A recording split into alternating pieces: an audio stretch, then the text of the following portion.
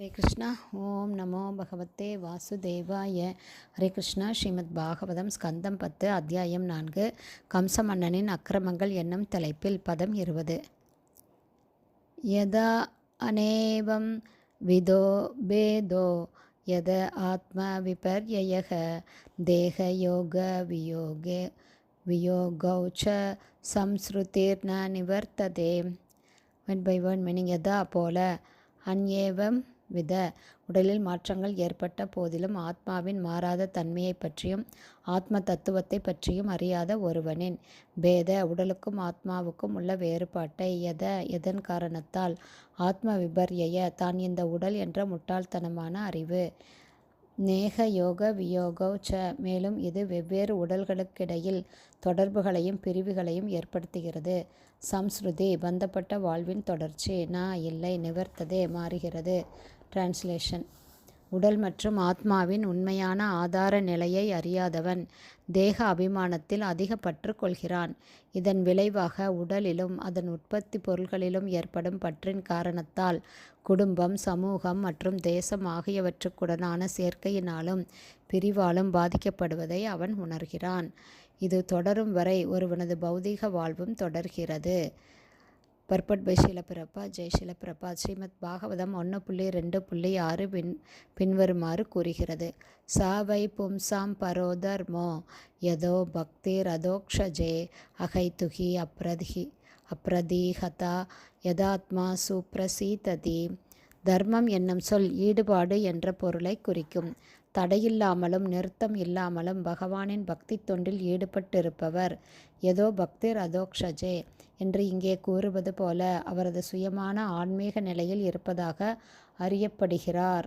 இந்நிலைக்கு உயர்த்தப்படுபவர் எப்போதும் உன்னத ஆனந்தத்திலேயே இருக்கிறார். இல்லையெனில் தேக அபிமானத்தில் இருக்கும் வரை பௌதீக துன்பங்களை ஒருவன் அனுபவித்துத்தான் ஆக வேண்டும். ஜன்ம மிருத்யு ஜரா வியாதி துக்க தோஷானு தர்சனம். உடலானது அதற்குரிய பிறப்பு, இறப்பு, மூப்பு, நோய் ஆகியவற்றிற்கு உட்பட்டது. ஆனால் ஆன்மீக வாழ்வில் இருப்பவர்க்கு பிறப்பு, இறப்பு, மூப்பு மற்றும் நோய் ஆகியவை இல்லை. 24 மணி நேரமும் ஆன்மீக சேவையில் ஈடுபட்டுள்ளவர்கள் கூட நோயால் துன்பப்படுவதை நம்மால் காண முடிகிறது என்று சிலர் வாதிடலாம். ஆனால் உண்மையில் அவர் துன்பப்படவும் இல்லை, நோய்வாய்ப்படவும் இல்லை. அப்படியிருந்தால் 24 மணி நேரமும் அவரால் ஆன்மீக செயல்களில் ஈடுபட முடியாது.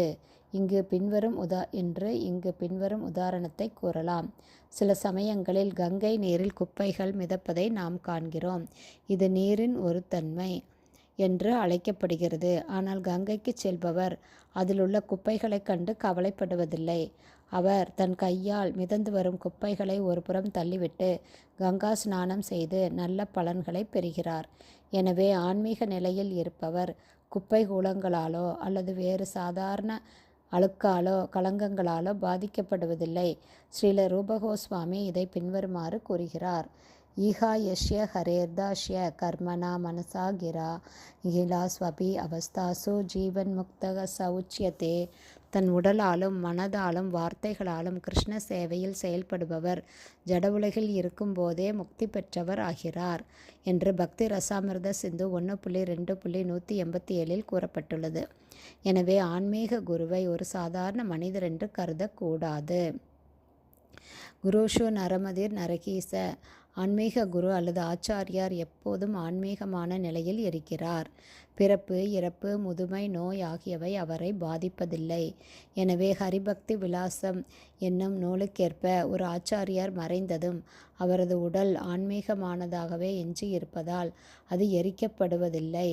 ஆன்மீக உடல் பௌதீக சூழ்நிலைகளால் பாதிக்கப்படுவதே இல்லை.